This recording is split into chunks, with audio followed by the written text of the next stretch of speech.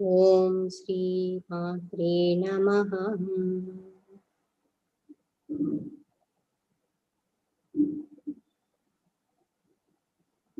శ్రీదేవి భాగవతంలో నిన్నటి రోజున విష్ణుమూర్తి ఏ విధంగా అమ్మవారి శక్తి గురించి వర్ణన చేసి బ్రహ్మదేవుల వారికి చెప్తున్నారు ఆ విషయాన్ని గురించి చెప్పుకున్నాము. వేదవ్యాస మహర్షుల వారు పుత్ర సంతాన ప్రాప్తి కోసము ప్రయత్నం చేస్తూ ఉన్నప్పుడు నారద మహర్షుల వారి అక్కడికి వచ్చినప్పుడు నారదుల వారిని ఎవరి గురించి తపస్సు చెయ్యాలి అని అడిగినప్పుడు అందుకు సమాధానం చెప్తూ విష్ణుమూర్తి బ్రహ్మదేవుల వారి మధ్య జరిగినటువంటి సంభాషణ గురించి ఆ సందర్భాన్ని గురించి చెప్పడం జరిగింది. అందులో భాగంగా అమ్మవారి యొక్క శక్తిని గురించి తెలియపరుస్తూ హయగ్రీవ అన్నటువంటి రాక్షసుని వధించడం కోసం అమ్మవారు ఏ విధంగా విష్ణుమూర్తిని హయగ్రీవునిగా చేయటము, ఆయన హయగ్రీవ అవతారాన్ని పొంది హయగ్రీవుడు అనేటువంటి రాక్షసుని వధించడం జరిగింది అన్నటువంటి కథ గురించి చెప్పుకున్నాము. వాస్తవానికి ఆ హయగ్రీవుడు అనేటువంటి రాక్షసుడు బయట కాదు, మన లోపల ఉంటాడు. అహంకారము, మదము, అనేకమైనటువంటి కోరికలు, సుఖభోగాలు పొందాలి అన్నటువంటి భావన, ఎప్పుడు శరీరంలో నిలిచిపోవాలి అన్నటువంటి తలంపు, ఇవన్నీ కూడా ఆసురి గుణాలు. ఇతరులని ఇబ్బంది పెడుతూ బాధ పెడుతూ ఉండేటువంటి గుణాలు. వీటన్నింటినీ అమ్మవారి శక్తితో విష్ణుమూర్తి తొలగించడము జరిగింది. సో మనందరం కూడా అమ్మవారిని, భగవంతుణ్ణి ప్రార్థించినట్లయితే మనలో ఉన్నటువంటి రాక్షస గుణాలు తొలగిపోవడము జరుగుతుంది. ఈ హయగ్రీవ అవతారం గురించి చెప్పిన తర్వాత మధు కైటబుల గురించి చెప్తూ ఉన్నారు. విష్ణుమూర్తి బ్రహ్మదేవుల వారితో చెప్తూ ఉన్న సందర్భంలో మధు కైటబులు అనేటువంటి రాక్షసుల్ని వధించడానికి కూడా ఆ పరాశక్తి అనుగ్రహం వల్లే నాకు సాధ్యమైంది అని చెప్తున్నారు. ఇది వింటూ ఉన్నటువంటి శౌనకాది ఋషులు సూత మహర్షుల వారిని ప్రశ్నించడం జరుగుతుంది. ఆ మధు కైటబులు ఎవరు, ఎలా ఉద్భవించున్నారు, విష్ణుమూర్తి వాళ్ళని ఏ విధంగా సంహరించడం జరిగింది అని అడిగినప్పుడు దానికి సమాధానంగా ప్రళయ సమయంలో విష్ణుమూర్తి యోగ నిద్రలో ఉన్నప్పుడు, ఇంతకుముందు చెప్పుకొని ఉన్నాము, భగవంతుని యొక్క నిద్ర మన నిద్ర ఒకటి కాదు, ఆయనది యోగ నిద్ర. ఆ నిద్రావస్థ స్థితిలో ఉన్నప్పుడు ఆయన చెవి నుండి గుబిలి మాలిన్యం అన్నటువంటిది బయటికి వ్యక్తమవుతుంది. దాని నుండి మధు కైటబ అనేటువంటి ఇద్దరు రాక్షసులు ఉద్భవించడం జరుగుతుంది. వాళ్ళు బయటికి వచ్చిన తరువాత ఎటు చూసినా జలం కనిపిస్తూ ఉంటుంది, ఎవరు జీవరాశులు ఎవరు కనిపించరు. ఈ జలానికి ఆధారం ఏదై ఉంటుంది, మనం ఈ జలం మీద ఉన్నాం కదా, మరి ఈ జలానికి ఆధారం ఏంటి, మనం కాక ఇంకా ఎవరైనా ఉన్నారా, వీటన్నింటికి మూలం ఏంటి అని వెతుకుతూ వెళ్తూ ఉంటారు. అలా వెళ్తూ ఉన్నప్పుడు ఒక మహాశక్తి నుండి దివ్య వాణి వినిపిస్తుంది. ఆ ధ్వనిని పదే పదే వాళ్ళు స్మరణ చేస్తూ ఉండటం వల్ల అది మంత్ర రూపమైనటువంటిది కాబట్టి అమ్మవారు దర్శనం ఇవ్వడము, వారు వరాన్ని కోరుకున్నప్పుడు వరాన్ని ప్రసాదించడం జరుగుతుంది. అయితే వాళ్ళ అమరత్వాన్ని కోరుకున్నప్పుడు అది సాధ్యం కాదు అన్నప్పుడు స్వచ్ఛంద మరణాన్ని వరంగా ప్రసాదించి ఉంటారు. ఈ వర గర్వంతో అన్ని చోట్ల జలంలో తిరుగుతూ పరికించి చూస్తూ ఉన్నప్పుడు ఒక చోట పద్మాసనం వేసుకొని పద్మము మీద ఆసీనులై ఉన్నటువంటి బ్రహ్మదేవుల వారు కనిపిస్తారు, చతుర్ముఖ బ్రహ్మదేవుడు. ఆయన దగ్గరికి వెళ్ళి మీరు కూర్చొని ఉన్నటువంటి ఆసనం మాకు ఇవ్వండి అనేసి దౌర్జన్యం చేస్తారు. ఆయన్ని హింసించడము, బాధ పెట్టడము, ఇబ్బంది పెట్టడము చేస్తూ ఉంటారు. బ్రహ్మదేవుల వారు వాళ్ళని ఎదుర్కోవటానికి ప్రయత్నం చెయ్యరు. ఎందుకంటే ఆయనకి తెలుసు వీళ్ళు వర గర్వాన్ని పొంది ఉన్నారు, వరాలతో శక్తిని పొంది ఉన్నారు, వీళ్ళ మీద యుద్ధం చేయడము నాకు సరి అయినటువంటిది కాదు, ఇందుకు తగినటువంటి వారు విష్ణుమూర్తి అని మనసులో తలంచడం జరుగుతుంది. సామదాన భేద దండోపాయాల్లో వీళ్ళతో ఏ విధంగా కూడా జయించడము సాధ్యము కాదు, చాలా దుష్టత్వాన్ని, క్రూరత్వాన్ని కలిగి ఉన్నటువంటి స్థితిలో ఉన్నారు వీళ్ళు, మద గర్వాలతో కూడి ఉన్నారు. అందుకోసమని విష్ణుమూర్తిని వేడుకున్నట్లయితే ఆయన వీళ్ళని తప్పకుండా శిక్షిస్తారు అనేసి బ్రహ్మదేవుల వారు వాళ్ళ చెర నుండి తప్పించుకుంటూ పరుగున వెళ్తూ ఉంటారు. వీళ్ళేమో వెనకాల వెళ్తూ అనేక చెడ్డ మాటలన్నీ అంటూ సంహరించడానికి ముందుకు వస్తూ ఉంటారు. బ్రహ్మదేవుల వారు అలా వెళ్ళి విష్ణుమూర్తిని దర్శించడం జరుగుతుంది. ఆయన ఆ సమయంలో ఇంకా యోగ నిద్రలోనే ఉంటారు. యోగ నిద్ర నుండి మేల్కొని ఉండరు. బ్రహ్మదేవుల వారు ఎంతగానో స్తుతి చేస్తారు, రక్షించమని వేడుకుంటారు. ధర్మాన్ని రక్షించేటువంటి వారు, అందరినీ పోషించేటువంటి వారు, ఈ దుష్టుల బారి నుండి నన్ను రక్షించండి, లేకపోతే సృష్టి అన్నటువంటిదే జరిగే అవకాశము లేదు. వీళ్ళు నన్ను మింగేయడానికి వస్తూ ఉన్నారు, అనేక విధాలుగా హింసించి బాధలు పెడుతూ ఉన్నారు, దయచేసి మీరు యోగ నిద్ర నుండి మేల్కోండి అని ఎంతగానో ప్రార్థించడం జరుగుతుంది. కానీ పరాశక్తి యోగ మాయ వల్ల ఆయన యోగ నిద్రలోనికి వెళ్ళిపోయి ఉన్నాడు. కాబట్టి వెంటనే మెలకువ రాలేదు. మరి ఆ యోగ నిద్ర నుండి ఆయన బయటికి ఎవరు తీసుకొని రాగలరు అంటే, ఆ యోగ నిద్రకి లోను చేసినటువంటి వారే ఆ పని చేయగలరు. అందుకోసమని బ్రహ్మదేవుల వారు అమ్మవారిని శరణు వేడుతారు. అమ్మవారిని ఎంతగానో స్తుతి చేసి ఆర్తితో అమ్మవారిని పిలుస్తారు.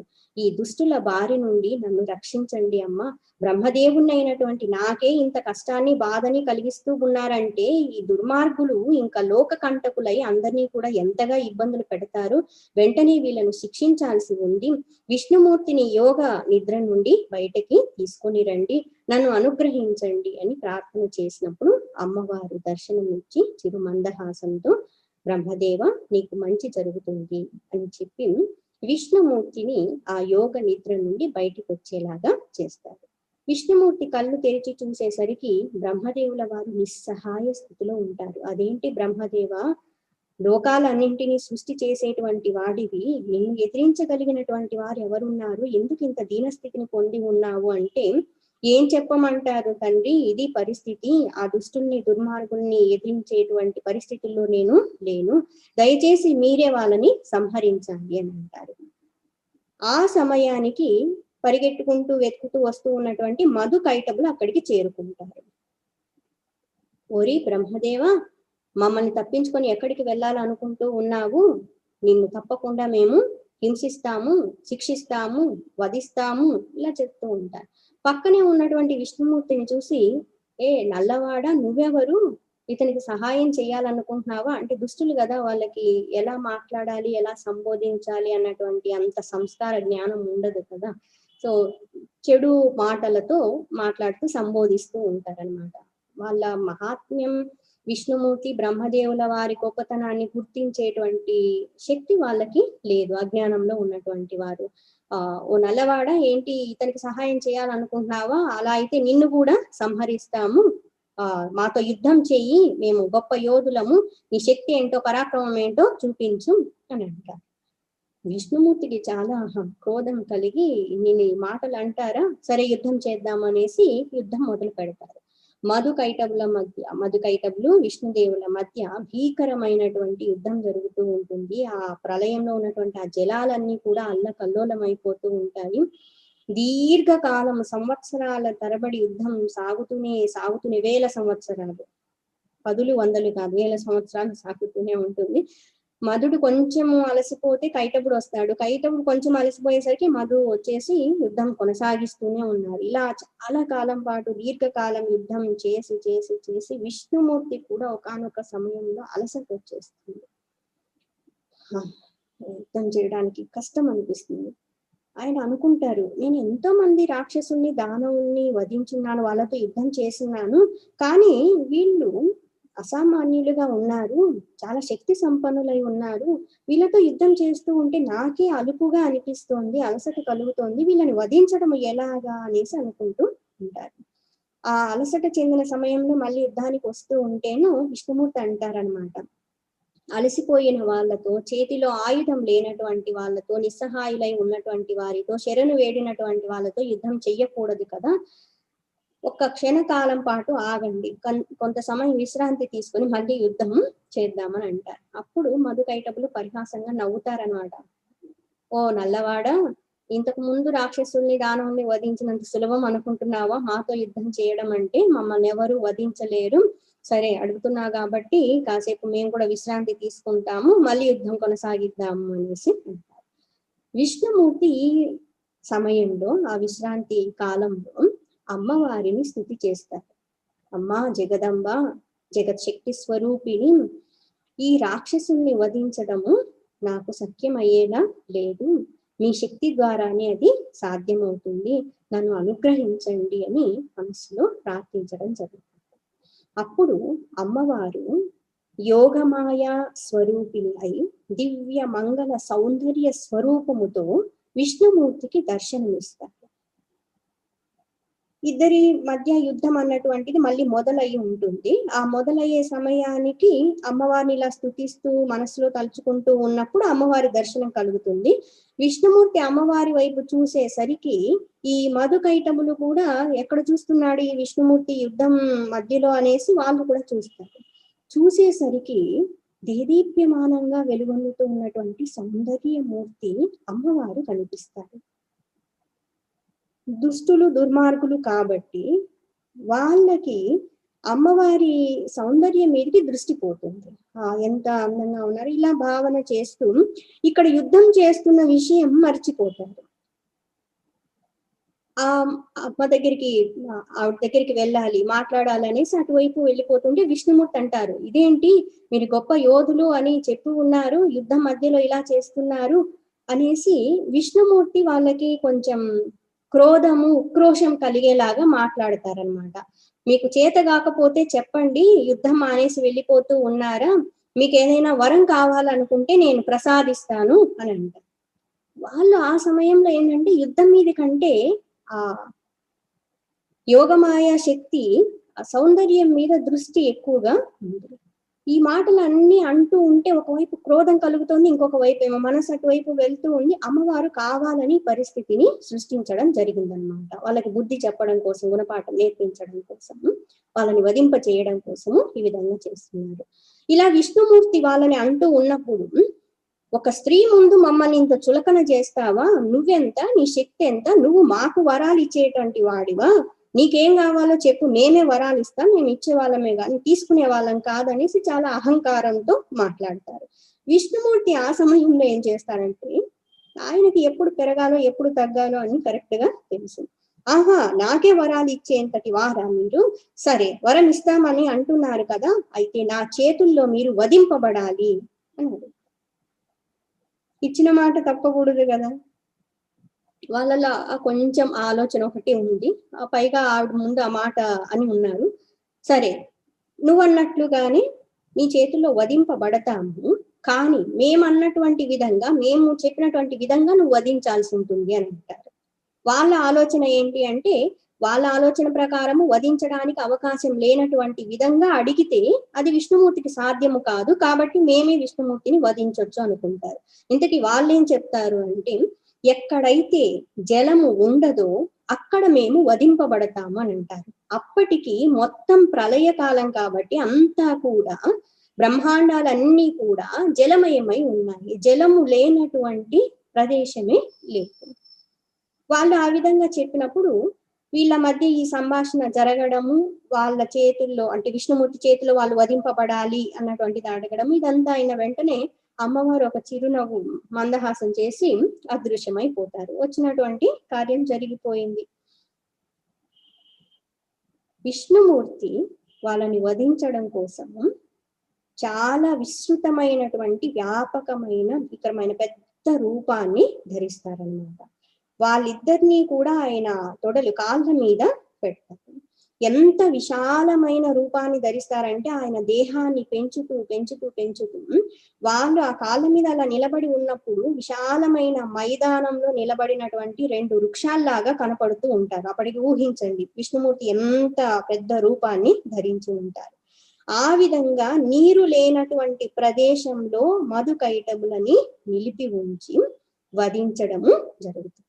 ఈ మధుకైటములు మనలో ఉన్నటువంటి అహంకారము, మమకారము, మనలో ఉన్నటువంటి రాగద్వేషాలు, మనలో ఉన్నటువంటి చెడు, వీటన్నింటినీ నీరు లేనటువంటి ప్రదేశంలో వధించడం వీళ్ళను అని అంటే మనలో ఉన్నటువంటి తాదాత్మ్యతని, సంఘభావాన్ని తొలగించటము, వైరాగ్య స్థితిని పొందినప్పుడే ఇవన్నీ కూడా తొలగిపోవడము జరుగుతుంది. సర్వవ్యాపకుడైనటువంటి భగవంతుడు ఆయన శరణు వేడినప్పుడు మనల్ని ఈ విధంగా అనుగ్రహించడము జరుగుతుంది.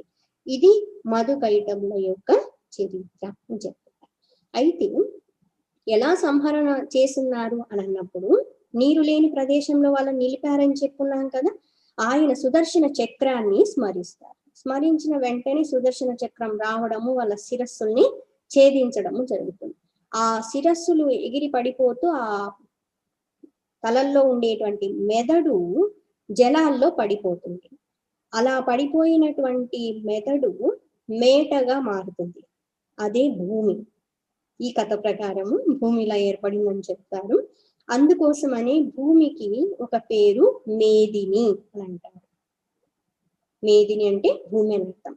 చిన్న పిల్లల్ని భూమిలో ఉన్నటువంటి ఆ మట్టి తీసుకొని నోట్లో పెట్టుకోవద్దని అంటారు కదా, ఇదే కారణం అన్నమాట. అది మధుకైటబుల యొక్క ఆ మెదడు నుంచి ఏర్పడింది అని చెప్తారు ఆ భూమి పైన అపోరాదంలో. సో ఈ మధుకైటబులని విష్ణుమూర్తి వధించి బ్రహ్మదేవుల వారిని రక్షించడము జరిగింది. ఇదంతా కూడా అమ్మవారి శక్తి వల్ల సాధ్యమయ్యింది అనేసి నారదుల వారు వ్యాస మహర్షుల వారికి చెప్పడం జరుగుతుంది అన్నమాట. అమ్మవారిని స్తుతి చేసిన తర్వాత ఇంతకీ మొదట మనం కథ ఏం చెప్పుకుంటున్నాము? వ్యాస మహర్షుల వారు పుత్ర సంతానం కోసం తపస్సు చేయాలనుకుంటున్నారని కదా చెప్పుకున్నాము. తర్వాత ఈ కథలన్నీ వచ్చున్నాయి కదా, అందులో నారదుల వారి కథలన్నీ చెప్తూ ఉన్నారు. మరి వ్యాసుల వారి తపస్సు ఎలా కొనసాగింది, పుత్ర ప్రాప్తి ఎలా కలిగింది అని అంటే దీనికి సమాధానం చెప్తూ సత్యవతి పుత్రుడు అయినటువంటి ఈ వేదవ్యాస మహర్షుల వారు మేరు పర్వత ప్రాంతానికి వెళ్ళి తపస్సు చేస్తూ ఉంటారు. అయితే ఈ తపస్సు చేస్తూ ఉండే సందర్భంలో మధ్యలో ఇంకొన్ని కథలు వస్తాయన్నమాట. ఆ తపస్సుకి ఉపక్రమించినప్పుడు ఆయన దీర్ఘకాలం పాటు 100 సంవత్సరాల పైన దీర్ఘమైన తపస్సు చేస్తూ ఉంటే, నిద్రాహారాలు మాని ఘోర తపస్సులో ఉన్నప్పుడు ఇంద్రుడికి భయం కలుగుతుంది అనమాట. ఎవరు ఎక్కడ కొంచెం జపము, తపము, ధ్యానము, తపస్సు చేస్తూ ఉన్నప్పుడు వెంటనే భయం కలిగేది ఎవరికంటే ఇంద్రుడికి అనమాట. ఎక్కడ తన పదవి పోతుందో, వాళ్ళు వచ్చి అక్కడ కూర్చుంటారో అనేసి ఇబ్బంది కలుగుతుందని భయపడుతూ ఉంటారు. వెంటనే పార్వతీ పరమేశ్వరుల దగ్గరికి వెళ్ళి ఈ విధంగా భూలోకంలో వేదవ్యాసుల వారు ఘోరమైన తపస్సు చేస్తూ ఉన్నారు, నాకు చాలా భయంగా ఉందంటే వాళ్ళు అంటారు, ఇంద్ర ఎందుకు ప్రతిదానికి ఎలా బాధపడుతూ భయపడుతూ ఉంటావు?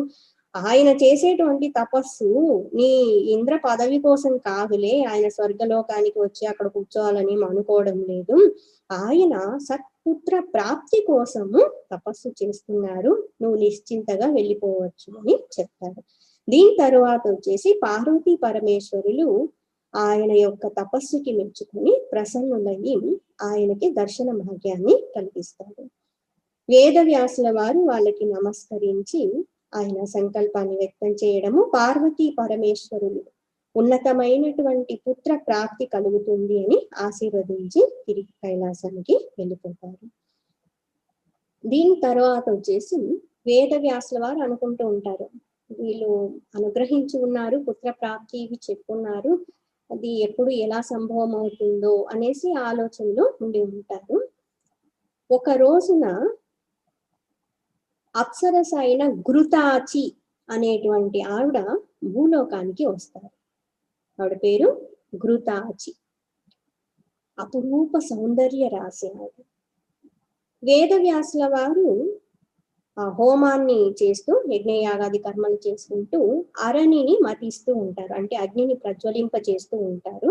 ఆవిడ రావడానికి పూర్వము ఆయన ఈ పని చేస్తూ ఉంటారు. ఆ పని చేసేటప్పుడు అరణి నుండి అగ్ని ప్రజ్వలిస్తూ బయటికి వచ్చినప్పుడు ఆ అగ్నిని చూసి, ఆ తేజస్సును చూసి ఆయన మనస్సులో అనుకుంటారు, ఇలా అగ్ని తేజో సంపన్నుడైనటువంటి శుద్ధుడైనటువంటి సత్పుత్రుడు నాకు కలిగితే బాగుంటుంది కదా అని అనుకుంటారు. ఇలా అనుకున్న తడవుగానే ఘృతాచి అనేటువంటి అప్సరస అటువైపుగా రావడం జరుగుతుంది. ఆయన చూస్తారు, చాలా గొప్ప సౌందర్యవతి. అలాగే కాసేపు చూస్తూ ఉండిపోయి మనస్సులో వెంటనే ఆయనకు ఒక ఆలోచన కలుగుతుంది, ఇదేంటి నా మనస్సు ఇలా వికారానికి లోనవుతూ ఉంది, ఈవిడిని ఇలా చూస్తూ ఏదన్నా జరిగినట్లయితే పూర్వము పురూరవ చక్రవర్తి ఊర్వశి వల్ల పడినటువంటి బాధలు కష్టాలు పడాల్సి వస్తుందేమో అని మనస్సులో జాగ్రత్త వహించాలని అనుకుంటూ ఉంటారు.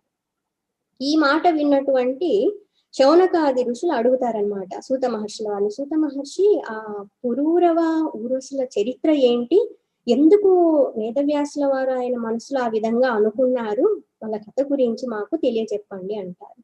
అప్పుడు ఆ పురూరవ చక్రవర్తి కథ గురించి చెప్పడానికి ముందుగా బుధ చరిత్ర గురించి చెప్తారు. బుధుడు అన్నటువంటి ఆయన ఎలా ఉద్భవించారు చంద్రవంశంలో అన్నప్పుడు, చంద్రుడికి తారకి జన్మించినటువంటి వారు బుధుడు, చంద్రవంశానికి చెందినటువంటి వారు అన్నమాట. మరి పురూరవ చక్రవర్తి జననం ఎలా కలిగింది అని అంటే, సూర్య వంశంలో సుద్యుమ్నుడు అనేటువంటి ఒక గొప్ప మహారాజు ఉండేవారు. ఆయన రాకుమారుడిగా ఉన్నప్పుడు సైన్యాన్ని వెంటబెట్టుకొని అరణ్యంలో ప్రయాణం చేస్తూ ఉన్నప్పుడు, ఇది చాలా ఆసక్తికరంగా అనిపించేటువంటి విషయము. ఒక చోటికి వెళ్ళిన తర్వాత అడవిలో ప్రవేశం చేసినప్పుడు ఉన్నట్లుండి వాళ్ళ రూపాలు మారిపోతాయి. అందరూ కూడా స్త్రీలుగా అయిపోతారు. గుర్రాలు అవన్నీ కూడా ఆడగుర్రాలుగా మారిపోతాయి. సైనికులందరూ స్త్రీమూర్తులు అయిపోతారు. సుద్యుమ్నుడు ఆయన్ని చూసుకొని ఆశ్చర్యపడతారు. ఇదేంటి నేను ఇలా అయిపోయాను, కారణం ఏంటా అనేసి ఆలోచిస్తారు. అక్కడ ఎవరు ఏమి చెప్పేవాళ్ళు లేరు. వాళ్ళ పరిస్థితి చూసుకొని ఈ రూపాలతో తిరిగి రాజ్యానికి వెళ్ళడం ఎలాగో, అందరూ ఎలా చూస్తారు, మనల్ని ఏమనుకుంటారు అనేసి బాధపడుతూ అక్కడక్కడే తిరుగుతూ ఉంటారనమాట.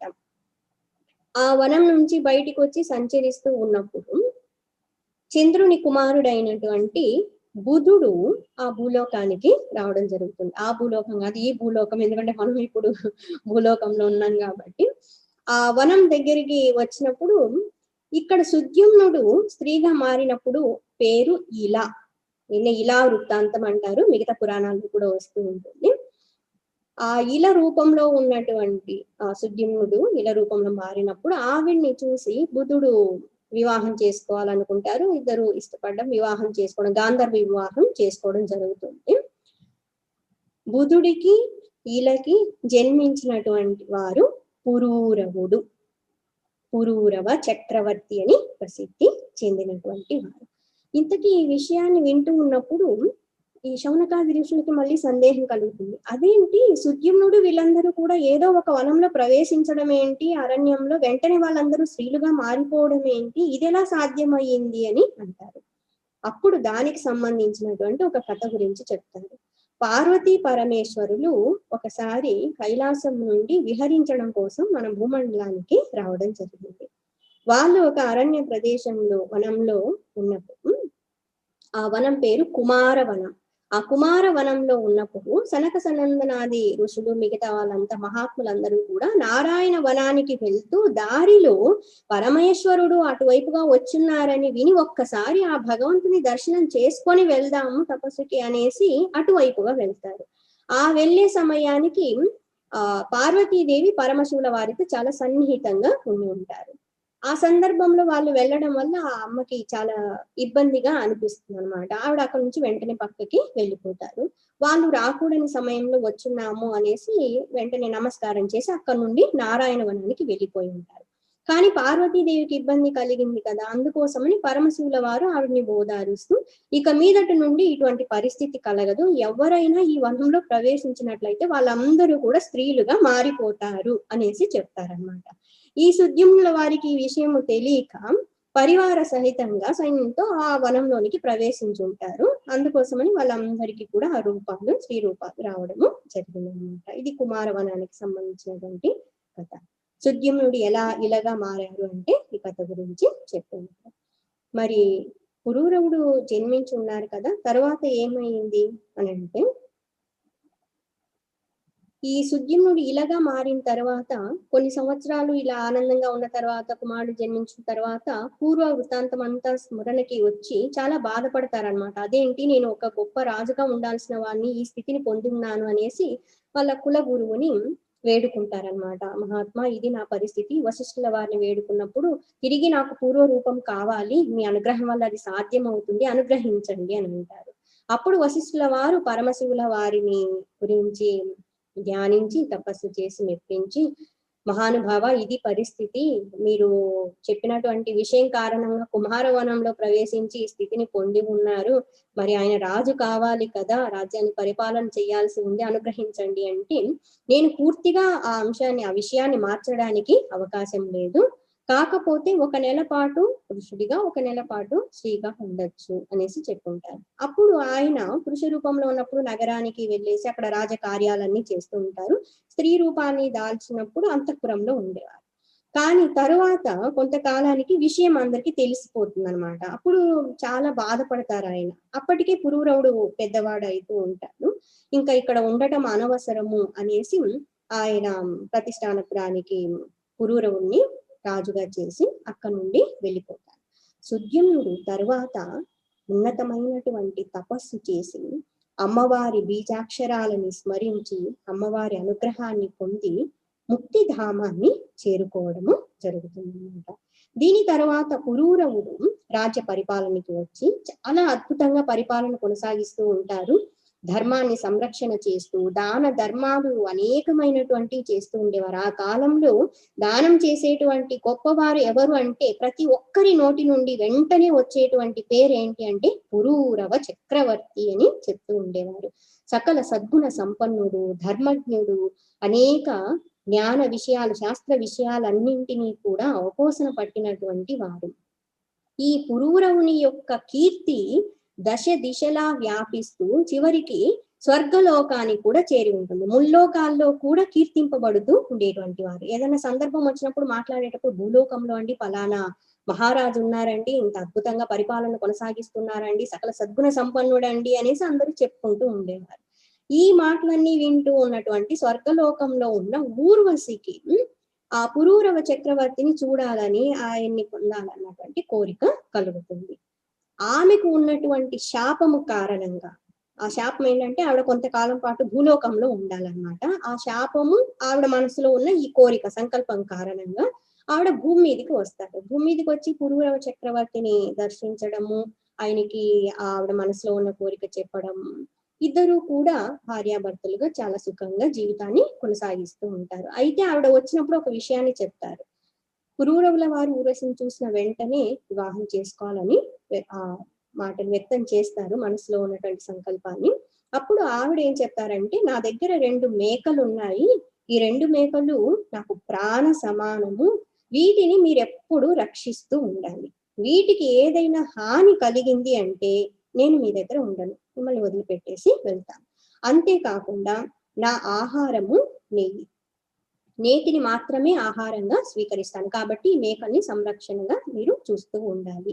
అంతేకాకుండా మీరు ఎప్పుడూ దిగంబరంగా నాకు కనిపించకూడదు. ఈ నియమాలు మీరు పాటిస్తాను అంటే సరే, లేదు అన్నప్పుడు నేను వెంటనే మిమ్మల్ని వదిలేసి వెళ్ళిపోతాను అని చెప్తాను. అదే ముందు మేకల్ని రక్షించడము, ఈ నియమాలు చాలా చిన్నవి, పాటించడం కష్టమేం కాదు అనేసి పురూరవుల వారు అంగీకరించడము, వివాహం చేసుకోవడం, సుఖంగా జీవితాన్ని కొనసాగిస్తూ ఉంటారు.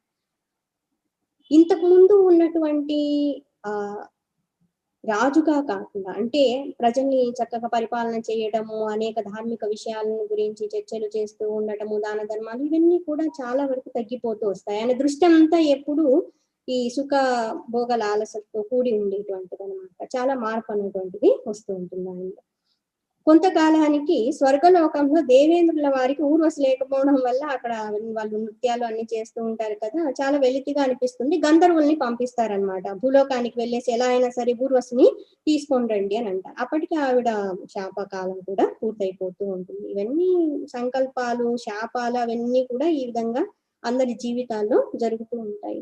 గంధర్వులు రావడము, ఆ రాత్రి సమయంలో వచ్చి మేకల్ని తీసుకువెళ్ళిపోతూ ఉంటారు. ఆ మేకలు అరుస్తూ ఉంటే ఊర్వశికి వినిపించి, మీరు ఏం చేస్తున్నారు, నా మేకలను కూడా రక్షించలేకపోతున్నారు అన్నప్పుడు ఆ రాత్రి సమయంలో ఆయన హుటాహుటిన అలాగే లేచి ఆ ఖడ్గం తీసుకొని మేకల్ని రక్షించడానికి వెళ్తారు. కొంత దూరం అలాగే ప్రయాణం చేసిన తర్వాత గంధర్వులు మేకల్ని వదిలిపెట్టేసి వెళ్తారు.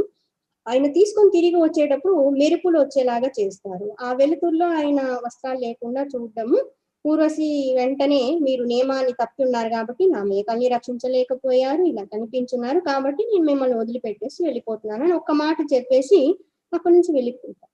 ఆయన బాధ చూడాలి.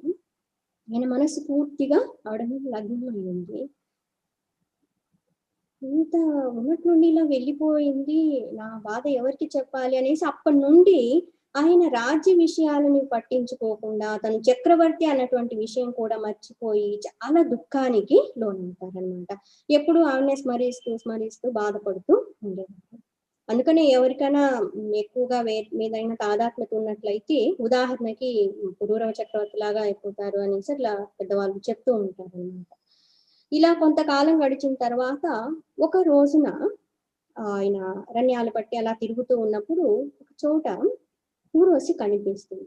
ఆయన చాలా ఆనందంతో దగ్గరికి వెళ్ళి, ఎందుకు ఇలా చేస్తున్నావు? నేను చేసిన అపరాధం ఏంటి? సరి చేసుకుని ఉండేవాడిని కదా, నన్ను వదిలేసి వెళ్ళిపోయి ఉన్నావు, నీకోసమే తప్పిస్తున్నా, ఎన్ని మాటలు చెప్తున్నప్పుడు ఊర్వశి నవ్వుతూ అంటారనమాట, మహారాజా మీరు గొప్ప చక్రవర్తి, మీరు ఇలా ఉండడం తగినటువంటిది కాదు, ఇలా వ్యామోహానికి మీరు లోను కాకూడదు, నేను భూలోక వాసిని కాదు కదా శాశ్వతంగా ఇక్కడ ఉండిపోవడానికి, నేను స్వర్గలోకంలో ఉండేటువంటి దాన్ని, శాపవశాత్తు ఇలా భూమి మీదకి వచ్చున్నాను, పైగా మీరు ఇటువంటి భావనలన్నీ మనసులో పెట్టుకొని మీరు చక్రవర్తి అన్న విషయాన్ని మర్చిపోయి ఉన్నారు, రాజ్య పరిపాలన చేయవలసినటువంటి బాధ్యత మీకు ఉంది కదా, ఇప్పటి నుండి మీ మనసులో ఈ ఆలోచనలన్నీ తీసేయండి, అలాంటి వాళ్ళని నమ్మి ఎందుకు ఈ విధంగా ఇబ్బంది పడతారు, బాధపడతారు అనేసి ఆవిడ కొన్ని మాటలు చెప్పేసి అక్కడ నుండి మళ్ళీ వెళ్ళిపోతారు.